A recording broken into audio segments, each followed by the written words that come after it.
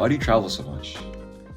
It's something I've been hearing a lot, and honestly, it's not out of the question. It's not totally unfair to ask because in the last 2 years, I've been to South Korea, Mexico, and just this summer, Japan.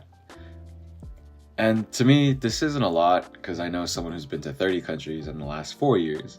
So either I have to get my numbers up or whoever's asking me that question has to reevaluate what traveling a lot means. And in these conversations that I have with people, I get criticized a little bit, asking why I would spend so much money on traveling instead of saving it for a car or saving to move out. And in a sense, it's a fair point. I could use that money for things that are more productive. So I thought about it. It's a fair criticism. Why would I spend money on something that happens for a few weeks and the only tangible thing I'll get out of it is a few souvenirs, some photos, and a couple of good stories?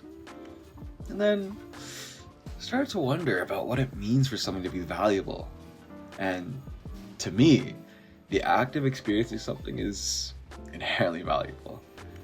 And that traveling to a different country is one of those inherently valuable things that can't be replicated by any other means. You can't watch a video, you can't look at a photo, you can't read a book that'll replace or even kind of compare or come close to actually doing it, to actually being there. And the window for you to be actually able to fully embrace the whole experience of traveling is quite small. Smaller than most people think. First, you can't truly travel before you're the age of 18 because what can you do really? And if you're looking to travel to some other countries, sometimes it's 21. And I say this because you already can't do certain things because of your age, just because you're under the age of like drinking or partying or whatever. Also, you're probably also not walking around with a lot of cash on you because what job do you have at the age of like 15, 16 that lets you actually really enjoy what you ever want to do? And doing stuff on your own with friends and choosing your own adventures is way more fun than tagging along to your family's itinerary of like 10 things you don't want to do and the one thing you want to do for like 30 minutes. Second, you can't really enjoy traveling when you have kids because imagine you're bringing a stroller, a baby carrier, 3 extra bags, little snot-nosed brat kids just running amok in a different country, and then having to get around this foot traffic with all of that. Just talking about it makes me want to rip up my passport, and I don't even have kids yet. And when you get too old, traveling is just too taxing on your body. 30,000 steps, even on me, and I work out quite a lot and I'm quite young, I'm quite healthy, is still really taxing after 2-3 back-to-back days of it. It's probably even more difficult if you're older and you can't walk for that period of time. Activities as well, like it's limited once you age out of them. For example, once I'm 50, I probably can't play basketball with the locals like I can right now. Or go to the batting cages and enjoy, or potentially do a Muay Thai or a judo camp whenever I'm in Thailand or Japan again.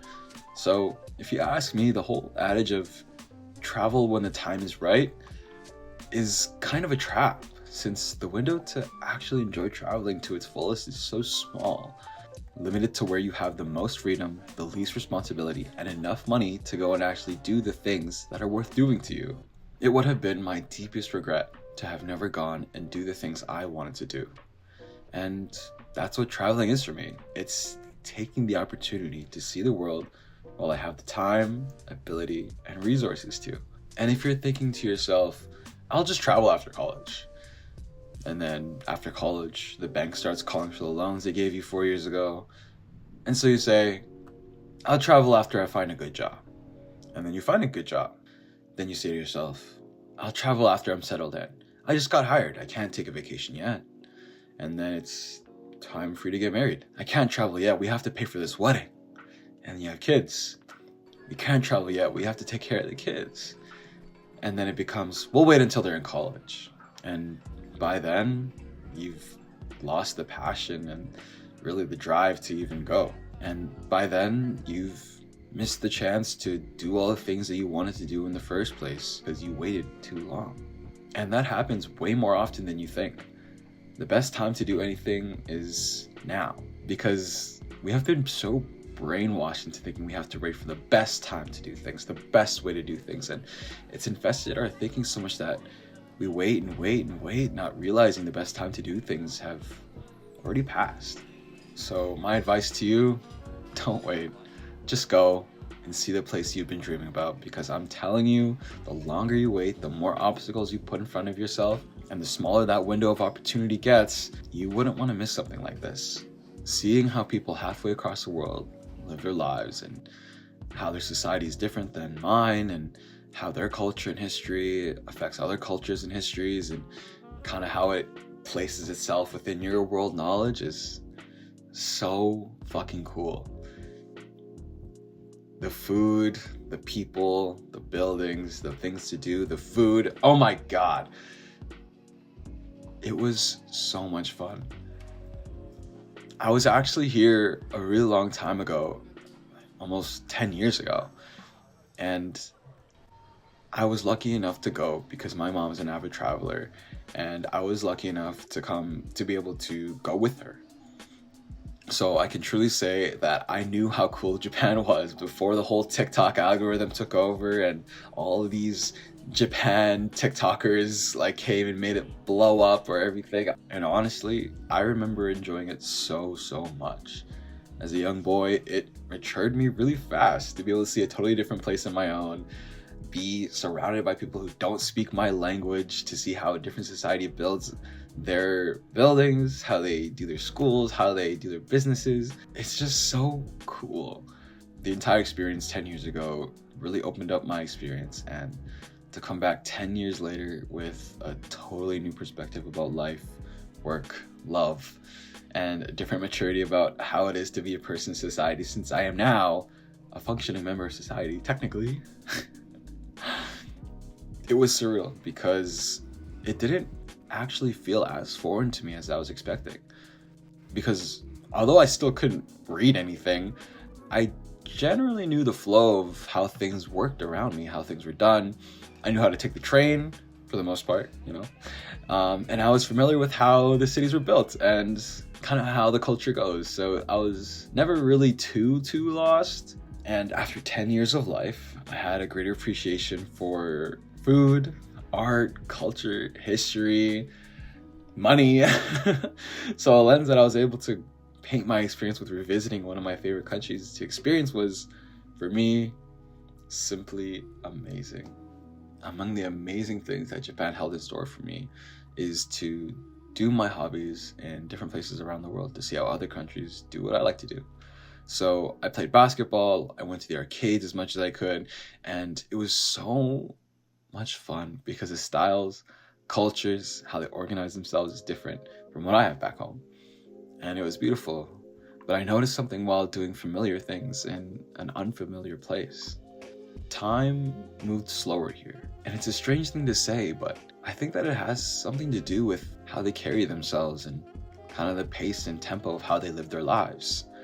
It creates an air of calmness, and it results in time moving slower with the pace and manner in which everyone carries themselves with. Students walking home from school stroll together, they bond after a long day of classes, couples walk hand in hand on dates that seemingly ignore the sun as it sets, and all of this culminates in it spreading over to you, because I found myself walking slower, taking in the sights and smells before me, appreciating the beauty and complexities of whatever was around me. I started to notice how everyone seemed to be content in the roles and responsibilities they had, and maybe I feel this way because I'm thousands of miles away from home and on vacation, and that my burdens and responsibilities are currently so far away they're out of mind.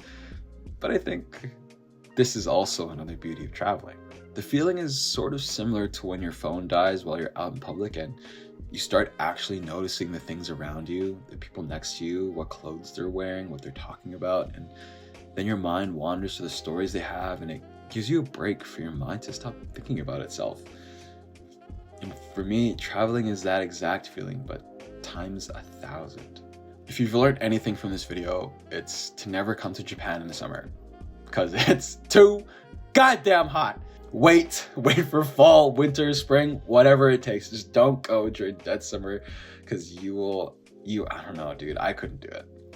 And I'm telling you this because I kept getting told this by all the locals that I would talk to, and the conversations would look like this. What are you in Japan for? Oh, I'm just here for vacation. They would literally say, why? It's the worst time to come. And they were right. It was the worst time to come. But I loved coming back to Japan. It was amazing. When I come back, it will most definitely be a judo trip. Granted, I'm a black belt by then, and probably stay for 3 or 4 weeks instead of just 2 because it wasn't enough. Thanks for watching. I hope you enjoy your time. Don't forget to like, comment, and subscribe. It really helps.